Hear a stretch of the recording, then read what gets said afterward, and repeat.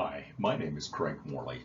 This presentation is to better help users of appraisal services understand the process by which the appraisal is ordered, the process is completed and delivered to the client. Typically, there are two types of appraisal firms that you will find. The first is an individual appraiser who often is working out of their home. The second is an appraisal firm with multiple appraisers and support staff to assist in the development and reporting of the appraisal. In an appraisal firm, it's usually made up of a group of appraisers with support staff, where the support staff fulfills some of the non-valuation related tasks such as setting up the appraisal, communicating with clients, delivering the report, and doing some basic research in association with the assignment, leaving the appraisal development and reporting to the appraiser. Usually this format allows for better service to the client, as the support staff can usually follow up much quicker with related issues than a single person who must fulfill all of these tasks by themselves.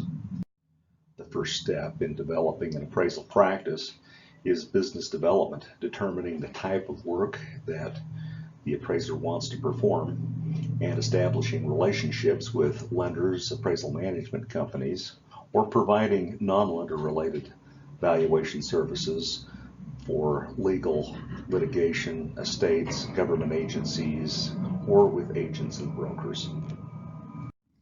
Marketing is an integral part of an appraisal practice. Most appraisers have an internet website. As a side note, many of these websites are from a template that often lacks some of the specific information about who the appraisers are and specific services or experience that they've had. Networking, paid leads, social media, platforms such as YouTube, podcasts, and education, where appraisers can provide education to real estate agents and others who are looking to use appraisal services as a way of marketing the services they provide. Once an appraisal order is initiated with the client, there are several things that have to be determined. What is the appraisal problem? What value am I trying to develop? Is it as-is market value, a prospective value for proposed construction, a retrospective value? Once I've determined the appraisal problem, I need to determine the intended use of the appraisal and who the intended users of the appraisal are. Uniform standards of professional appraisal practice require that the appraisal be written to meet the needs of the intended user for its intended use. Scope of work to complete the assignment is the next step in determining how to solve the appraisal problem. Often clients have specific requirements that may exceed standard platform requirements, such as those standards established by FHA, VA, or Fannie Mae. Many appraisal management companies end up with long engagement letters in small font type that become a problem to be able to extract specific things that client may need, such as specific photo requirements, something like a cost approach that's required on every property, even though the cost approach may not necessarily be relevant, or other things. Communication can be a problem when a third-party manager is involved, such as an appraisal management company, to be able to solve some of the questions that arise in the development and reporting of the appraisal. Once the appraiser has been contacted, the assignment has been determined and set up, the office staff or the appraiser must consult public record information to collect information that is needed to determine physical characteristics, year built, size of the lot, other relevant information. Oftentimes information can be collected from multiple listing services, If the property is a purchase, a copy of the purchase agreement can be collected. And with the physical information about the property, a fee and term time can be quoted or negotiated between the appraiser and the client. Workflow management within the appraiser's office becomes a critical step in keeping the client informed as to the status of the appraisal. Usually the first step is scheduling an appointment with the property owner. Many clients require notification once that appointment has been set up. File preparation involves the collection of the public record data, MLS data, and oftentimes has the appraiser collecting potential comparable sales data before the inspection is made so that comparable photos and data can be inspected once the property has been inspected. That information is then uploaded, in our case, to a mobile inspection tool.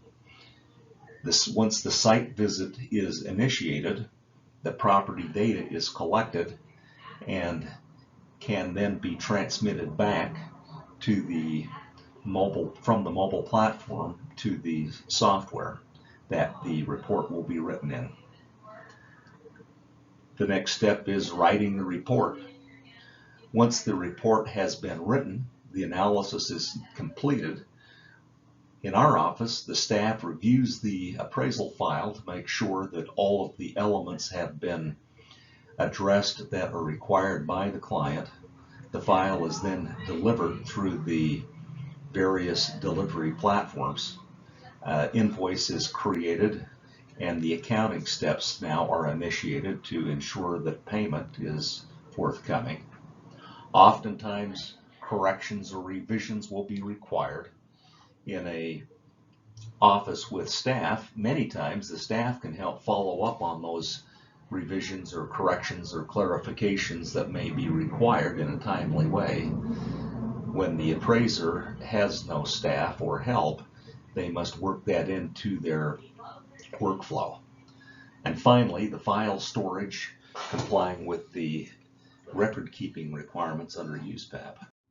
The Uniform Standards of Professional Appraisal Practice establish the development standards in Standard 1 and the reporting standards in Standard 2.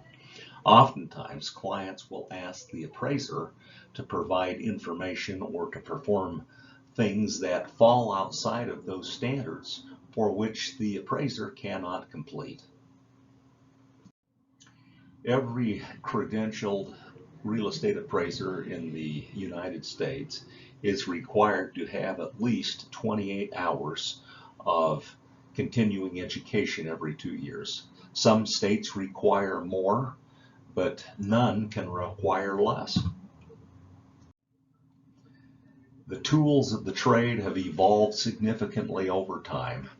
When I first started appraising, the notepad with a 100-foot tape and a camera, along with a variety of smaller tools, were often required in order to collect the information to complete the appraisal.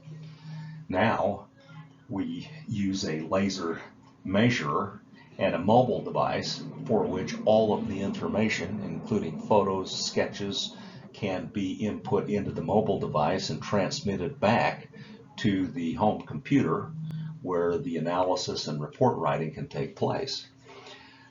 The technology has resulted in a high reliance on the internet, software, and hardware for the development and reporting of the appraisal. Appraisal form filler software is required by most residential appraisers to complete appraisals that are being used in a lending environment. There are a variety of software providers that will perform this function. In addition to the form filling software for the residential appraisal are efficiency and analytical tools. Your efficiency tools streamline the process of collecting information from public records and the multiple listing service and automatically transfer that information into the appraisal report form. Analytical tools provide analytics that help the appraiser to support the adjustment by using a variety of methods, including paired sales analysis, statistical analysis, and depreciated replacement cost analysis. For an appraiser to adequately perform their services, they must have access to a variety of data sources, including, but not limited to, your multiple listing services or other sales databases, county records, flood maps, zoning maps, and related sources that provide essential information that is required by the appraiser to complete the appraisal. Oftentimes, there can be appraisal issues that arise through the course of the appraisal assignment. One of the most common is canceling the assignment after the appraisal has been ordered. Many clients don't want to pay for any work that has been completed until after the inspection has been made, but as has been pointed out here, there often can be significant work having been performed prior to the appraiser making the site visit to collect the information at the site.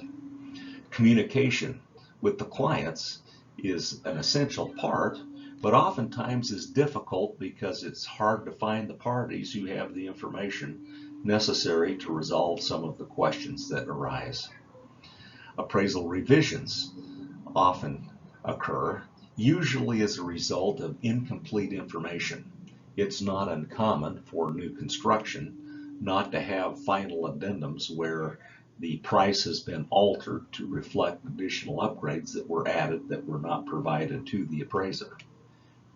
Scope of work and assignment conditions oftentimes become problematic when there's a long generic engagement letter that has buried within that letter specific requirements such as photographs of CO2 detectors or other specific requirements that aren't necessarily required by most appraisal users. Vague appraisal requirements with additional items that are required after the delivery, not included in the original engagement, and difficulty in delivering the report through some of the platforms that clients use. We've had several where the delivery process takes as long as an hour because the delivery platform is asking to have questions addressed at the time of the delivery that were already addressed in the appraisal report itself. Problems often arise as a result of poorly managed expectations. For example, information required by the appraiser hasn't been provided and the appraisal is now going to be delivered later than previously expected, or other circumstances arise. Communication is often the key, as well as finding reasonable ways to solve the problems. There are so many different types of properties that questions arise frequently about specialized amenities, very high-end or custom-built homes that may not be common to a neighborhood, manufactured homes that may be off the grid, or other situations that require specialized skills in order for the appraiser to competently perform the assignment. We hope that as these situations arise that we can develop ways to ensure that quality, credible assignment results can be provided to the clients, and that open line of communication can help solve some of these problems. This presentation was brought to you by Craig Morley with Accurate Valuation. Accurate Valuation is a nationwide appraisal company that provides valuation services of all kinds of properties, including litigation support, and in association with the National Association of Appraisers, a nationwide appraisal organization that supports the boots on the ground appraiser, providing information, education, and support in helping to deal with the ever-changing valuation landscape.